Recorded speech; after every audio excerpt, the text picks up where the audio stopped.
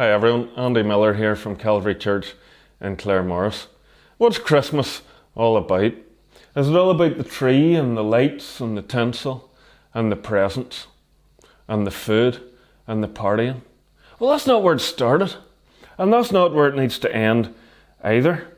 See, Christmas began way before time began, whenever God knew that He would create the world, and He knew that He would create humans, and He knew that we would sin against Him, that we would rebel against Him, and that we would need a Saviour to take away our sin.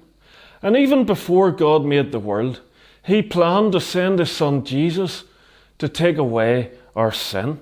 That's what it says in 1 Peter chapter 1 and verse 20. It says, He was chosen before the creation of the world, but was revealed in these last times for your sake. Even before God made the world, He knew that He would send Jesus to take away our sin.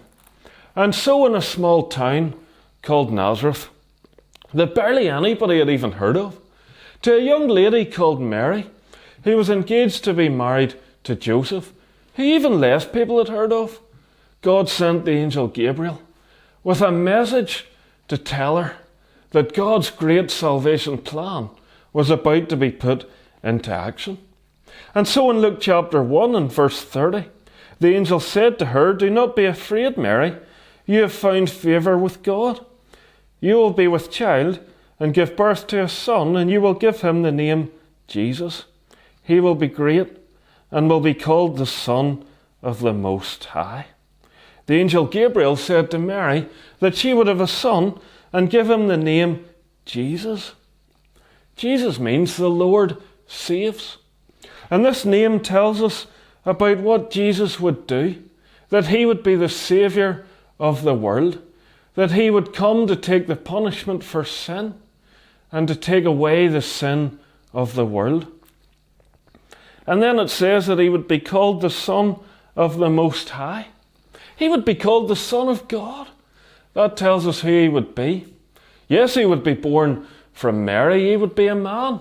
He would be all man. And He would understand what it is to be human and all that we go through and all that we feel and all that happens on the earth. But He would also be God. He would be all God. He would be the Son of God, because only God could take the punishment for sin.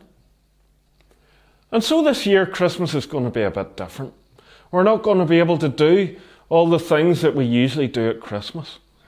But you can still have a happy Christmas whenever you realise the true meaning of Christmas, that God sent His Son Jesus to be the Saviour of the world. May you find in Jesus the true meaning of Christmas.